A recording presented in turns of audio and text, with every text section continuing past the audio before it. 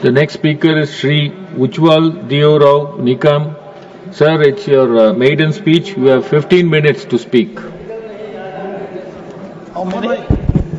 आदरणीय सभापति महोदय, मुझे ये सौभाग्य प्राप्त हुआ कि मुझे न्यायालय के माध्यम से आतंकवाद के खिलाफ कानूनी जंग मैंने खुद लड़ी है, इसलिए मुझे फर्स्ट हैंड पर्सनल नॉलेज और आतंकवादियों के बाबत सही है। इसलिए मैं आतंकवाद के विरुद्ध संघर्ष में विभिन्न सरकारों द्वारा अपनाई गई रणनीतियों को भी मैं विश्लेषणात्मक तुलना करूंगा। यह क्रिटिकल एनालिसिस इसलिए जरूरी है आज कि अगर हमें ऑपरेशन सिंदूर पे डिस्कशन करना है तो हमें यह जानना होगा कि आज तक आतंकवादियों के खिलाफ जो भी सरकार आए उन्होंने क्या गतिविधियां अपनाई थी और उसके बारे में पाकिस्तान का क्या रवैया रहा। मैं इस बार में जरूर कहूंगा कि सच कहना अगर जुर्म है तो जुर्म सही, झुकना नहीं आता हमें, जो बात सही है वही कहेंगे जमाने से, चाहे मिले तालियां या फिर ताने सभी। मैं इसलिए कह रहा हूं कि मैंने जो पहली trial 93 Bombay bomb blast case चलाई थी 12 मार्च 93 में बंबई में 12 जगह अलग अलग पहली बार आरडीएक्स इस्तेमाल करके टाइम पेंसिल डिटोनेटर लगा के एक ही वक्त में मुंबई में बॉम्ब स्फोट किए थे। 250 के ऊपर लोग मर गए थे और कई बेगुनाह लोग जख्मी भी हुए थे। लेकिन इसमें तो होम बेस्ड टेररिस्ट जो थे उनको उकसाया गया था और उकसाने की मदद जो की थी वो पाकिस्तान ने किया था। हमारे पास पूरा सबूत था और उस वक्त की जो सरकार थी उसके बारे में मैं संक्षिप्त कहूंगा। इसलिए कहूंगा कि क्या आपने आतंकवादी गतिविधियों को रोकने की कोशिश की? क्यों हम डर रहे थे पाकिस्तान के खिलाफ सख्त कदम उठाने के लिए? इसकी पूरी साजिश 12 मार्च 93 की साजिश दुबई में हुई थी और दुबई में हमारे होम बेस्ड टेररिस्ट को पाकिस्तान में भेजा गया था। सवाल यह पैदा होता है कि क्या हमारे पास क्या सबूत था पाकिस्तान का इन्वॉल्वमेंट में? जैसे आदरणीय सभापति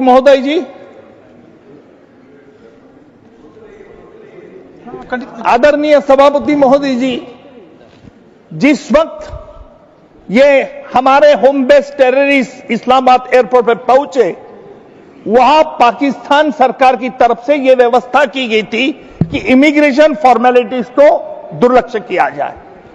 नतीजा यह हुआ कि उनके पास इंडियन पासपोर्ट रहने के बावजूद उन पे एम्बार्केशन डिसएम्बार्केशन का ठप्पा नहीं लगाया गया था। जो हमारे होम बेस्ड टेररिस्ट को पकड़ा गया उनके जब पासपोर्ट की तलाशी ली गई तब पासपोर्ट के सामने ये बात साबित आ गई। उनको छानबीन करने के बाद उन्होंने बताया कि साहब हम गुनाह कबूल करते हैं, हमारी गलती हुई है। उनकी गवाही हमने कोर्ट में ली थी और उन्होंने ये साफ तौर पर जानकारी दी।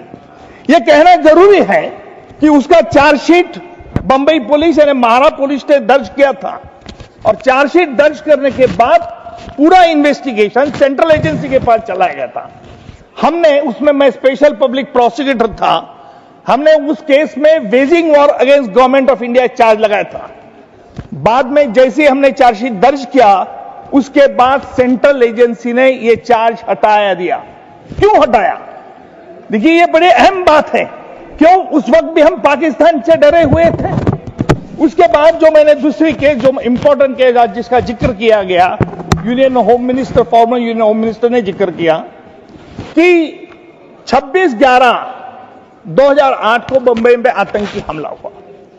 सिर्फ कसाब अजमल अमीर कसाब इकलौता एक टेररिस्ट पकड़ा गया जिंदा, बाकी के एनकाउंटर में तो मारे गए। लेकिन मुझे कहा गया था उस वक्त मुझे कहा गया था कि कसाब के खिलाफ अलग अलग चार्जशीट करो ताकि हम कसाब को जल्द से जल्द फांसी दे सके। मैंने कहा क्यों? बोले हमें कसाब को फांसी देना है। मतलब कसाब को तो ऐसी फांसी मिल सकती है? नहीं, हमें कसाब को ही सिर्फ फांसी देना है। मतलब अगर आप ऐसा करेंगे तो हम पाकिस्तान का नकाब कभी सामने दुनिया के सामने नहीं ला सकते। हमने नहीं माना। बॉम्बे पुलिस को हमने हिदायत दी कि सिंगल चार्जशीट दर्ज करो। हमने सिंगल चार्जशीट दर्ज की। Within a year we have completed a trial. फिर हम बाद में, उसके बाद भी मैं इधर गया था, इस्लामाबाद गए थे हम, यानी as a member of the official delegation team government of India का। वो गया था मैं 2012 में, 2012-13 में मैं इस्लामाबाद, और मेरे साथ गवर्नमेंट ऑफ इंडिया के 3 ऑफिशियल्स थे। वहां मीटिंग हमारी हुई पाकिस्तान के अधिकारियों के साथ। पाकिस्तान को अधिकारियों को हमने बता दिया कि तुमने कॉन्स्पिरेसी, साजिश का आरोप नहीं लगाया।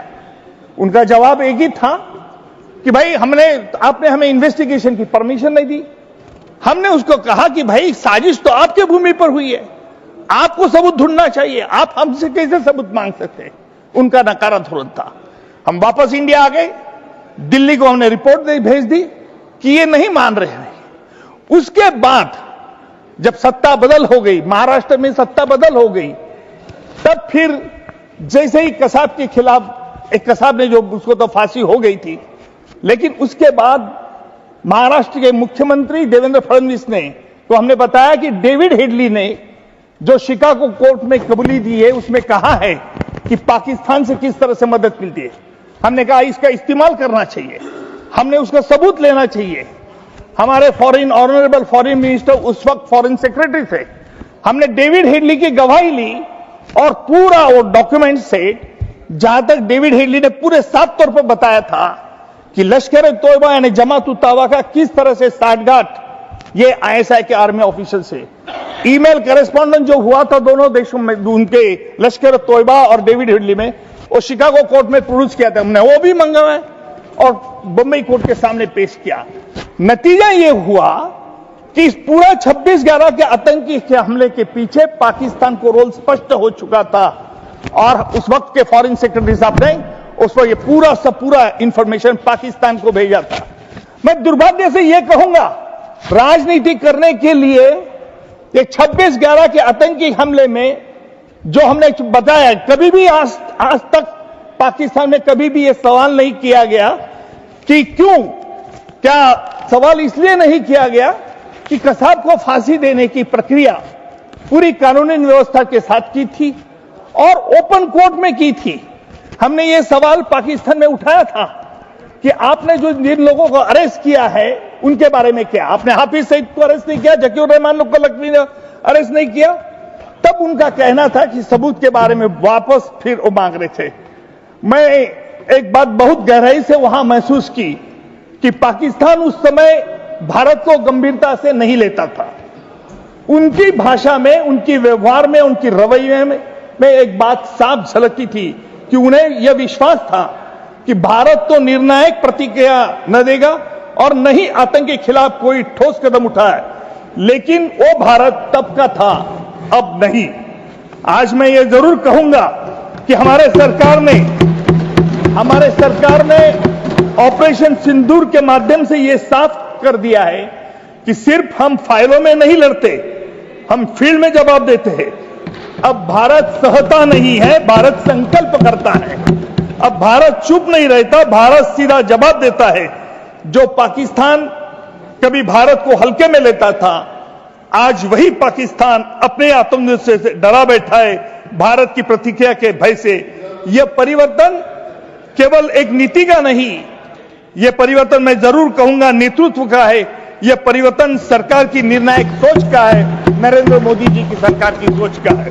सभापति महोदय, सबसे मैं यह बात पहले स्पष्ट करना चाहता हूं कि ऑपरेशन सिंदूर जो है वो अंतर्राष्ट्रीय कानूनों और संधियों का उल्लंघन नहीं था, बल्कि यह कार्रवाई संयुक्त राष्ट्र के चार्टर अनुच्छेद 51 के तहत आत्मरक्षा के सिद्धांत पर आधारित है। और यह आत्मरक्षा का सिद्धांत यही कहता है कि जब किसी राष्ट्र की सुरक्षा पर, उसके निर्दोष नागरिकों की जान पर बार बार हमला होता है, और जब हमला सीमा पार से संचालित आतंकी गुटों से द्वारा होता है, तो उस राष्ट्र को यह अधिकार है कि वह सीमित और आवश्यक बल का उपयोग करे। भारत ने यही किया। हमने न तो पाकिस्तान की संप्रदाय का अपमान किया, न ही युद्ध का बिगुल फूंका। हमने केवल आतंक के उन अड्डों को निशाना बनाया जहां बार बार हमारे देश पर हमले की साजिश रची जा रही थी। सभापति महोदय जी, पिछले कुछ वर्षों में हमने देखा है किस प्रकार पाकिस्तान का धरती का उपयोग आतंकवादी संगठन द्वारा भारत के विरुद्ध युद्ध छेड़ने के लिए किया। ये गुट केवल सीमा पर नहीं, हमारे शहरों के बीचों बीच आतंक का जाल फैलाने की कोशिश करते, कभी पुलवामा, कभी उरी, कभी पठानकोट। हम चुप रहे, हमने बार बार बातचीत की पहल की, हमने डोसियर दिए, हमने अंतर्राष्ट्रीय मंचों पर पाकिस्तान की जवाबदेही की सुनिश्चित करने का प्रयास किया। लेकिन जब आतंकी बंदूकें फिर हमारे निर्दोष नागरिक की ओर मुड़ी तो भारत ने अपनी चुप्पी तोड़ी और ऑपरेशन सिंदूर एक उत्तर नहीं था, मैं मानता हूं कि वह एक संदेश था। सभापति महोदय, इस सदन को यह जानकर गर्व होगा कि यह ऑपरेशन न केवल सैन्य दृष्टि से सफल रहा बल्कि कूटनीतिक दृष्टि से भी परिपक्वता का परिचय देता है। हमने यह सुनिश्चित किया है कि कोई निर्दोष नागरिक की हताहत न हो। हमने यह सुनिश्चित किया कि हमला सीमित, सटीक और टारगेटेड हो। हमने यह सुनिश्चित किया कि भारत की छवि एक जिम्मेदार लोकतंत्र के रूप में और भी मजबूत हो। यह भारत की नैतिक श्रेष्ठता और रणनीतिक श्रेष्ठता दोनों का प्रतीक था। सभापति जी, लोग पूछते हैं कि क्या यह आवश्यक था? लोग पूछते हैं कि क्या सीज फायर करना जरूरी था? लोग पूछते हैं, सदन में सवाल खड़े किए गए, मैं पूछता हूं हम कितना सहेंगे? और आतंकवादी गोली चलाएं और हम मुखदर्शक बन रहे, हमारे जवान शहीद हो और हम सिर्फ मोमबत्ती जलाकर रह जाएं, हमारे स्कूल, हमारे बाजार, हमारे मंदिर निशाने पर हो और हम भी फिर शांति का अपील करते रहे। शांति तब तक मूल्यवान है जब तक एक तरफा बलिदान न बन जाए।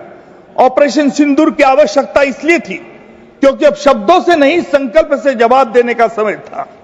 यह ऑपरेशन सिर्फ केवल एक देश की सुरक्षा नहीं बल्कि पूरे विश्व को यह दिखाने का प्रयास था कि आतंकवाद को पनाह देने के वाले देशों को बर्दाश्त नहीं किया जाए। भारत का यह कदम अन्य लोकतांत्रिक देशों के लिए भी एक मिसाल है कि आतंक से लड़ाई सिर्फ शब्दों से नहीं, इच्छा शक्ति से लड़ाई की जाती है। मैं इस अवसर पर हमारे सशस्त्र बलों के पराक्रम को तो नमन करता हूं, उनकी तैयारी, सटीकता और धैर्य यह संभव बनाए। और मैं प्रधानमंत्री के, हमारे रक्षा मंत्री का भी नेतृत्व को भी प्रणाम करता हूं, जिनके दृढ़ निश्चय और स्पष्ट नीति के बिना यह संभव नहीं होता। यह वही नेतृत्व है जो कहता है कि हम शांति के पक्षधर में हैं पर राष्ट्र की रक्षा में किसी भी हद तक जा सकते हैं। मैं ये कहना चाहता हूं, भारत कभी युद्ध का इच्छुक नहीं था। हम न विस्तारवादी है न आक्रामक है, लेकिन जब बात देश की सुरक्षा, नागरिकों की जान और हमारी सीमाओं के पवित्र की हो तो भारत न झुकता है न रुकता है, आक्रामक वालों को रुलाता है। और मैं ये जरूर कहूंगा कि आज एक सवाल किया गया, हमारे honourable former union home minister ने यह सवाल किया था कि as to why there was a ceasefire. No doubt he might have thought this is a very important question, but being in the politics, what government has taken the decision, it was an absolutely right decision. Bharat एक सभ्य और संविधानक राष्ट्र है जो अंतर्राष्ट्रीय मानकों और जिनेवा कन्वेंशन का पालन करता है। ऑपरेशन सिंदूर की योजना बनाते समय भारतीय सेना और सरकार ने अंतर्राष्ट्रीय मानवीय कानून के सबसे दो बड़े मूलभूत सिद्धांतों को कड़ाई से पालन किया। और जिनेवा कन्वेंशन का पहला जो सिद्धांत है कि प्रोपोर्शनैलिटी, हमला इतना ही किया जाए जितना आवश्यक था। दूसरा सिद्धांत यह है कि डिस्टिंक्शन, और डिस्टिंक्शन में नागरिक और सैन्य ठिकानों में स्पष्ट अंतर रखा गया। इस ऑपरेशन में किसी नागरिक ढांचे, अस्पताल, स्कूल या पाकिस्तान सैन्य अड्डे को निशाना नहीं बनाया गया। मैं ये कहूंगा जरूर कि इस सुंदर ऑपरेशन ने, तंदूर ऑपरेशन ने अंतर्राष्ट्रीय स्तर पर भारत की स्थिति को मजबूत तो किया। जहां पहले भारत को संयम बरतने की सलाह दी जाती थी, वही इस बार अमेरिका, फ्रांस, रूस, ऑस्ट्रिया देशों ने भारत के आत्मरक्षा का अधिकार का समर्थन किया। इस सदन में ऐसा कहा गया कोई प्रदेश नीति नहीं, कोई फॉरेन कंट्री ने हमारा समर्थन नहीं किया। ये बात सर गलत है। वैश्विक समुदाय ने पहली बार माना कि पाकिस्तान से धरती से संचालित आतंकवाद पर रोक लगाने के लिए आवश्यक और उचित कार्रवाई थी। इससे स्पष्ट है कि भारत अब वैश्विक सुरक्षा विमर्श में सिर्फ एक भागीदार नहीं बल्कि एक निर्णायक शक्ति भी बन चुका हूं। इस अभियान ने यह देखा कि भारत मजबूत है लेकिन कुशलता और न्याय के संयोजन से भी ज्यादा असरदार है। ऑपरेशन सिंदूर ने यह साबित कर दिया, भारत न केवल कानून रूप में सशक्त निर्णय लेता है बल्कि उसे मानवीय और नैतिक तरीके से सामने रखता हूं। आदरणीय महोदय, आत्मरक्षा केवल एक रणनीतिक आवश्यकता नहीं बल्कि एक न्याय संगत धर्म भी है। भगवद गीता में श्री कृष्ण ने धर्म में कहा था, एक लास्ट 1 मिनट, कि नहीं करिष्ये जातु तिष्ठन्त कर्मकृत। इसका मतलब यही है संस्कृत कपलेट का कि जब अधर्म बढ़ता है तब निष्क्रियता भी अपराध है। भारत निष्क्रिय नहीं रह सकता है। हमने धर्म और विधि दोनों का पालन करते हुए आतंक के विरुद्ध यह निर्णायक कदम उठाए, वह भी पूर्ण संयम, बुद्धिमत्ता और अंतर्राष्ट्रीय वैज्ञानिक व्यवस्था के अंतर्गत है। आज का भारत, यह नया भारत 21वीं सदी का आत्मविश्वास से भरा हुआ भारत है जो आंखें में आंख डालकर बात करता है। यह नया भारत है जो आतंकवादियों को उनकी भाषा में उत्तर देना चाहता है। अंत में मैं इतना ही कहूंगा, आज मुझे जब बांग्लादेश स्वतंत्र हुआ तब उस वक्त प्राइम मिनिस्टर, भूतपूर्व प्राइम मिनिस्टर इंदिरा जी का यही सदन में हमारे विपक्ष के नेता थे, उस वक्त के थे अटल बिहारी जी वाजपेयी।